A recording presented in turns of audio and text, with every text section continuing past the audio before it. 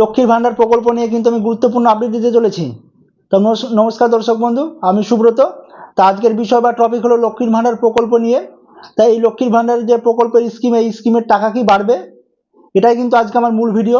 আর বিজ্ঞপ্তিতে কি বলছে সেটাও কিন্তু আমি লাইভ প্রমাণ সহ আপনাদেরকে দেখাবো। অনেকের মনে সন্দেহ এবং প্রশ্ন, বা অনেকে গুজব ছড়াচ্ছে, বা অন্য অন্য ইউটিউব চ্যানেল বা যে কোনো সংবাদ মাধ্যমে কিন্তু বলছে যে লক্ষ্মীর ভান্ডারের টাকা 1000 থেকে 2000 টাকা করে দিল, 1200 টাকা থেকে হয়তো 2400 টাকা করে দিল, এরকম কিন্তু অনেক কথা শোনাচ্ছেন। তাই যে বিজ্ঞপ্তি, সেই বিজ্ঞপ্তিটা কিন্তু আমি আজকে লাইভ প্রমাণ সহ দেখাবো। তা welcome my YouTube channel government update. প্রতিনিয়ত গভর্নমেন্ট আপডেট পেতে এবং সরকারি প্রকল্পগুলি আপডেট পেতে আমার চ্যানেলটিকে অবশ্যই সাবস্ক্রাইব করুন এবং পাশে থাকা বেল নোটিফিকেশনটি অন করে রাখুন। তাহলে আমাদের ভিডিওগুলো দ্রুত আপনাদের কাছে সর্বপ্রথম নোটিফিকেশনের মাধ্যমে কিন্তু পৌঁছে যাবে। আর যারা প্রথম আমাদের চ্যানেলে ভিডিও দেখছেন, তাদেরকে বলবো চ্যানেলটি সাবস্ক্রাইব করে রাখতে। তাহলে ঘরে বসে কিন্তু আমরা যেসব নিত্য নতুন ভিডিওগুলি দিতে থাকি, সেগুলো আপনারা দেখতে পারবেন এবং জানতে পারবেন। তা লক্ষ্মী ভান্ডার প্রকল্প একটি আমাদের রাজ্যের কিন্তু সব থেকে জনমুখী প্রকল্প। কেননা এই প্রকল্পের আওতায় রাজ্যের মহিলারা কিন্তু 2 কোটি প্রায় 20 লক্ষ মহিলা কিন্তু এই লক্ষ্মী ভান্ডার প্রকল্পের টাকা পেয়ে থাকে। তা সেই টাকাটা কি বাড়বে আদৌ, সরকার কি বলছে বা বিজ্ঞপ্তিতে কি বলছে, সেটা কিন্তু আমি লাইভ প্রমাণ সহ আপনাদেরকে আজকে আমি কম্পিউটারের মাধ্যমে দেখাবো এবং আপনাদেরকে পড়ে পড়ে শোনাবো। দর্শক বন্ধু, দেখতে পাচ্ছেন আমি কম্পিউটার স্ক্রিনে চলে এসেছি এবং লক্ষ্মীর ভান্ডারের যে বিজ্ঞপ্তি, সেই বিজ্ঞপ্তিটা কিন্তু আপনাদের সামনে শো হচ্ছে। তা দেখতে পাচ্ছেন লক্ষ্মীর ভান্ডার জানুয়ারিতে বাড়তে চলেছে, দিয়ে লক্ষ্মীর ভান্ডারের টাকা আর কোন ভাতা বাড়তে পারে। তা নিচে কিন্তু দেওয়া আছে, দেখতে পাচ্ছেন যে 1 জানুয়ারি 2026 থেকে বাংলার সরকারি কর্মীদের মহার্ঘ ভাতা, লক্ষ্মীর ভান্ডার ও বিভিন্ন সরকারি প্রকল্পের ভাতা বৃদ্ধির সম্ভাবনা।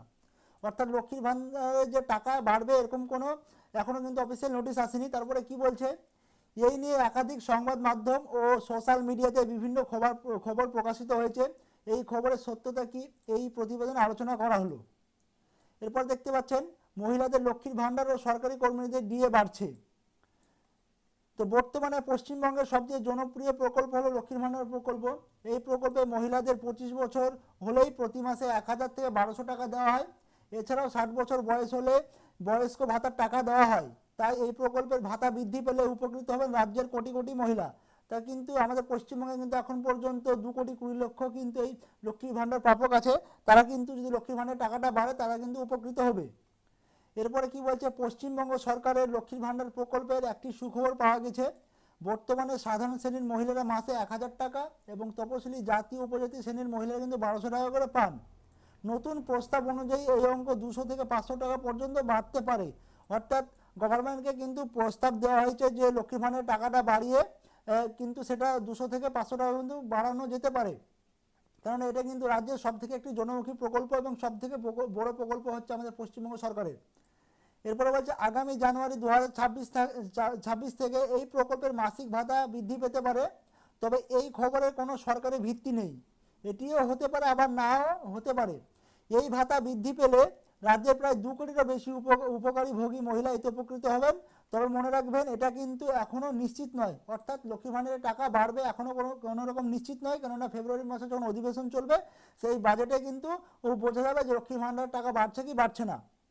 এরপরে দেখতে পাচ্ছেন যে লক্ষ্মীর ভান্ডার প্রকল্প শুরু ও উদ্দেশ্য।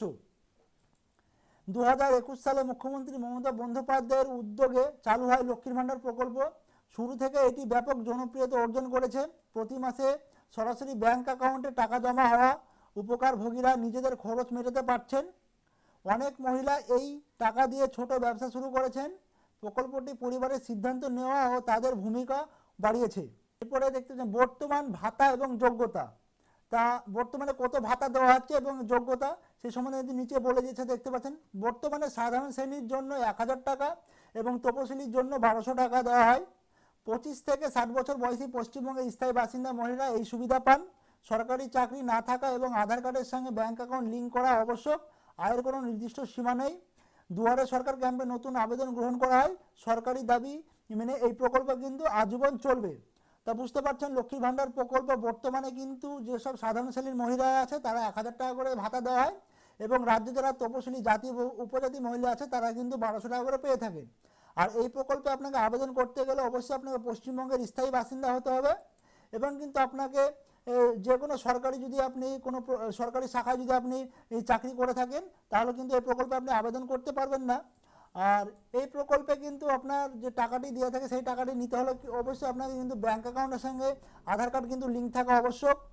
এছাড়াও কিন্তু আপনি কোনো রকম যত ইনকাম করুন না কেন আয়ের কোনো উৎস কিন্তু এখানে বলা যায়নি, তাই যে কেউ কিন্তু আপনারা অবশ্যই আবেদন করতে পারবেন। তো লক্ষ্মীর ভাণ্ডার একটি জনমুখী প্রকল্প। তো আপনি যদি এখন পর্যন্ত আবেদন না করে থাকেন, আপনার বয়স যদি 25 বছর হয়ে থাকে, আপনি অত সত্তরই যে ক্যাম্প দুয়ারে সরকার যখন ক্যাম্প বসবে সেই ক্যাম্পে আপনি ফর্মলি অ্যাপ্লিকেশন করেন, তাহলে কিন্তু আপনি মাসিক 1000 টাকা, এবং যদি আপনি রাজ্যের SC ST মহিলা হয়ে থাকেন তাহলে কিন্তু 1200 টাকা করে কিন্তু আপনি পেয়ে যাবেন।